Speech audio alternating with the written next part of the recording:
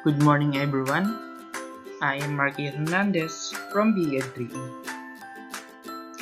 Before we proceed to our discussion, let's have a motivation first. It is entitled Arrange Me. I will show picture and jumbled letters. The students encouraged to participate in this game. Just click the raise hand button if you want to answer.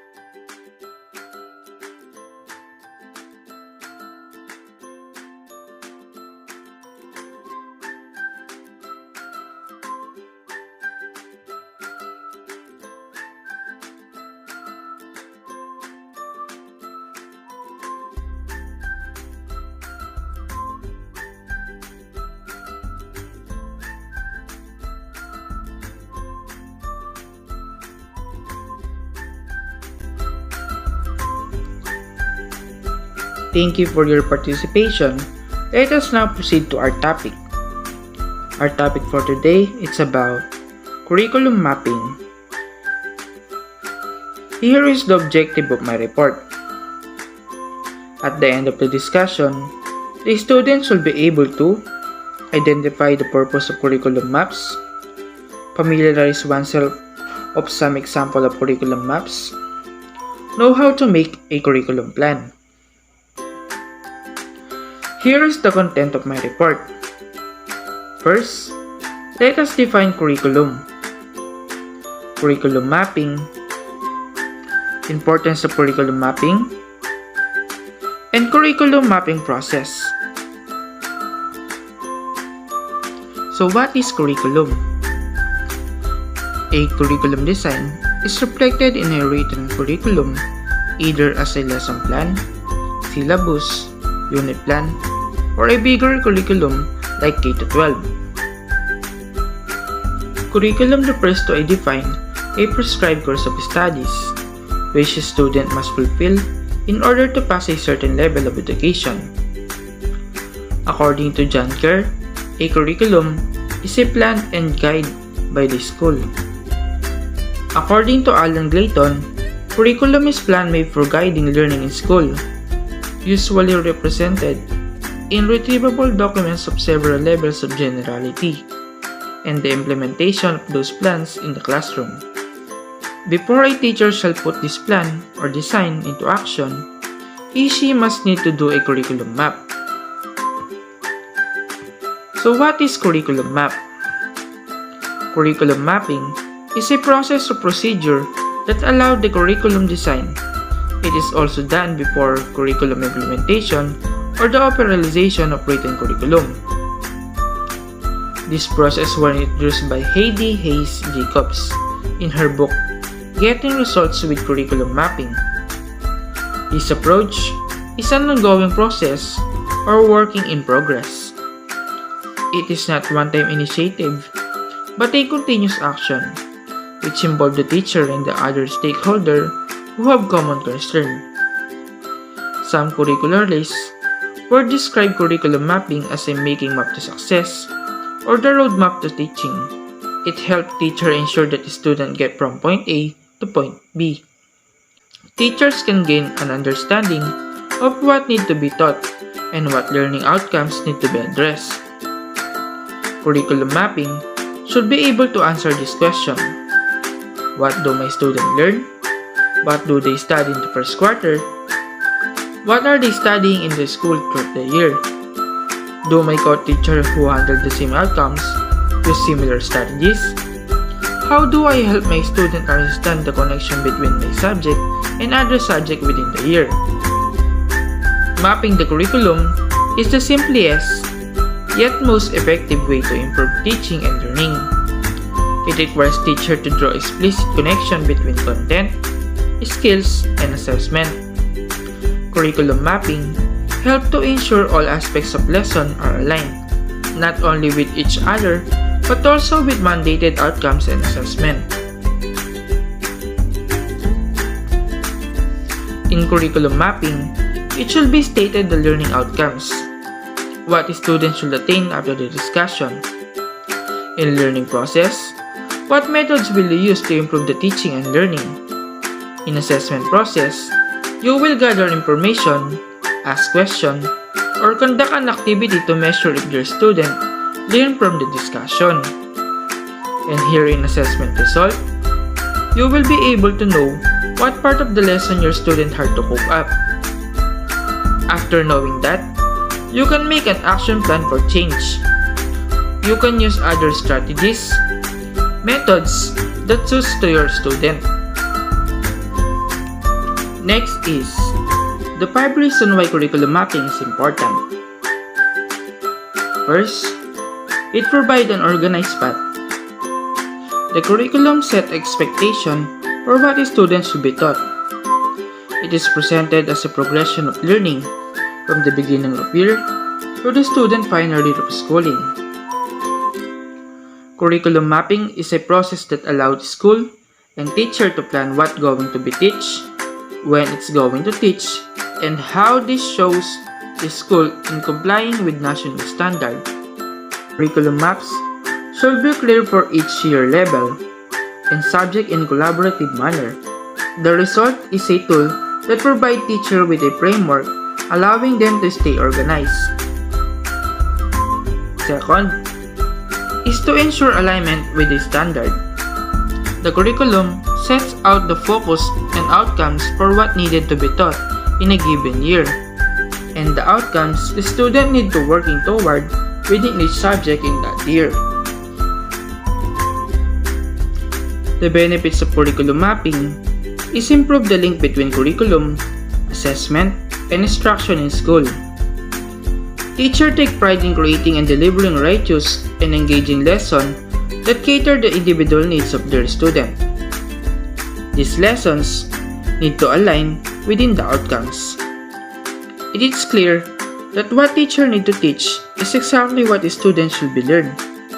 Shared goals makes easier for teacher to align their teaching and learning activities with the student academic needs. Third, it increases communication and collaboration with staff. A good curriculum map connects teachers from across grade levels and subject areas to look at the big pictures of student learning. Teachers can work together to plan a progression of topics that build off the ones that came before and connect across discipline. The result of this, you reinforce knowledge over time and make sure that the students are prepared for what's coming next. This ensures that when students progress, teachers know what content and outcomes have been covered and achieved.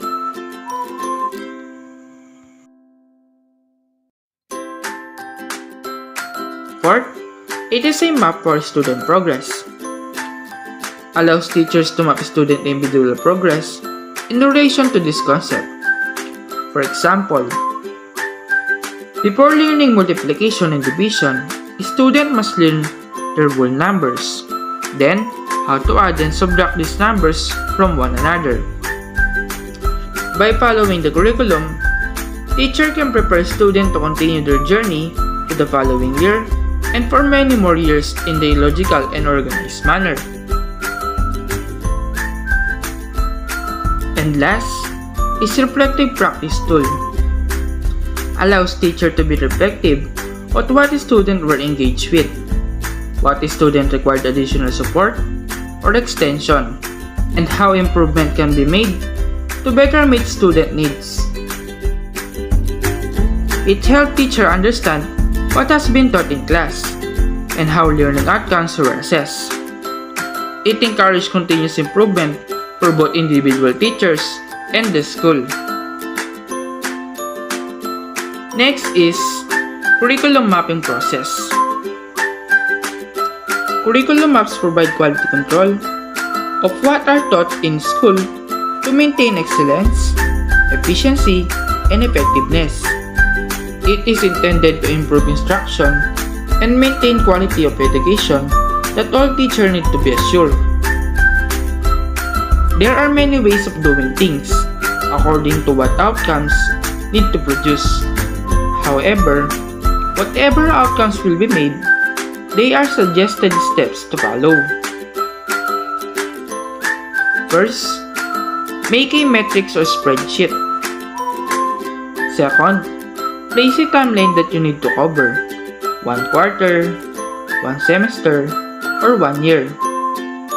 This should be dependent on time frame of a particular curriculum that was written. Third, enter the intended learning outcomes, skills needed to be taught or achieved at the end of the teaching. Fourth, enter the same metrics, the content areas, subject areas to be covered. Fifth, align and name each resources available, such as textbook, workbook, or module next to subject areas. 6. Enter the teaching learning methods to be used to achieve the learning outcomes. 7. Align and enter the assessment procedure and the tools to intended learning outcomes, content areas, and resources. 8. Circulate the map among all involved personnel for their inputs. And last, revise and refine map based on suggestion and distribution to all concerned. DepEd Curriculum Guide for Science 3 show an example of map. As you can see on the table, in the first quarter, grade 3, 4, 5, and 6, they are teaching all about matter. But the level of difficulties is increased when they step to another grade level. Here is the example of curriculum mapping in elementary science grade 3, first quarter.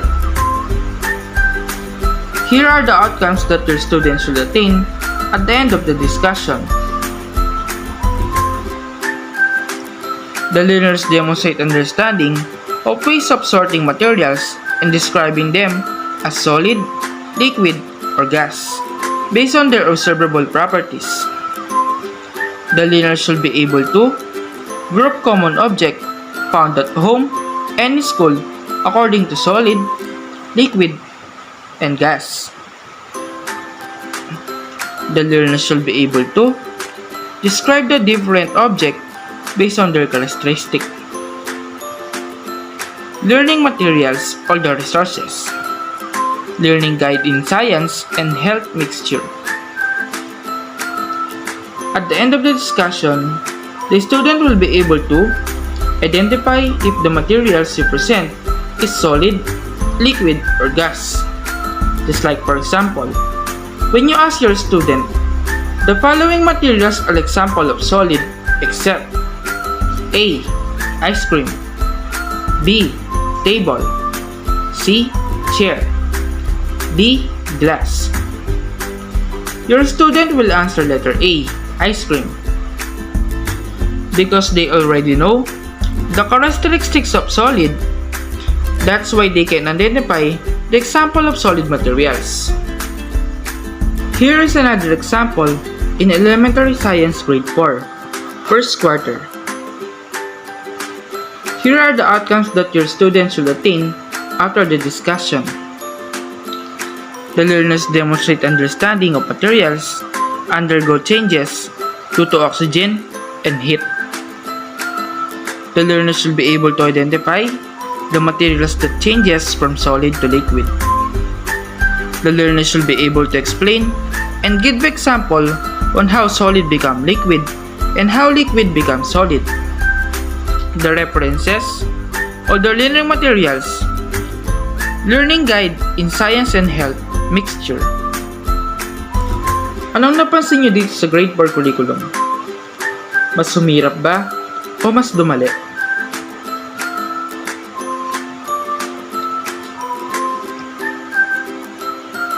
Yes, very good. Here in grade 4, the student able to understand, discuss, explain how solid become liquid and how liquid becomes solid. When you ask your student, the process of changing solid into liquid is called blank. A. Decreasing. B. Heating. C. Increasing. D. Melting. They will answer letter D because they know when this material is exposed to heat, the solid materials will melt. For you to know if your student achieved the intended outcomes, you can ask them to give an example of materials that changes from solid to liquid when it was exposed to heat.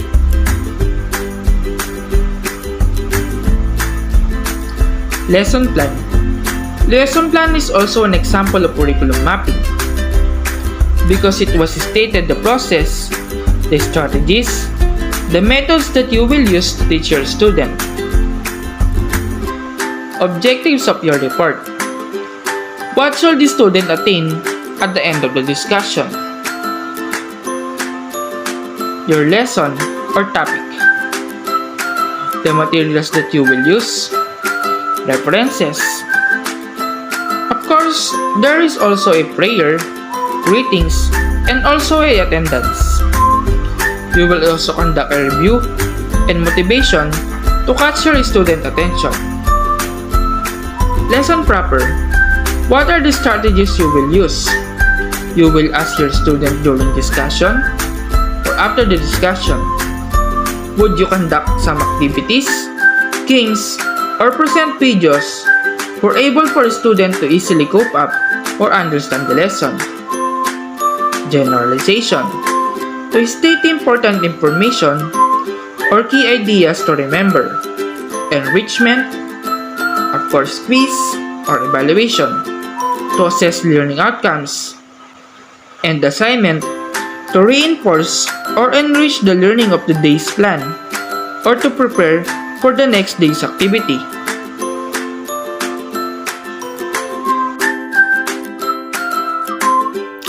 That's the end of my report. Here are my references. If you have any more question, just PM me at my Facebook account, Ian Hernandez. Thank you for listening.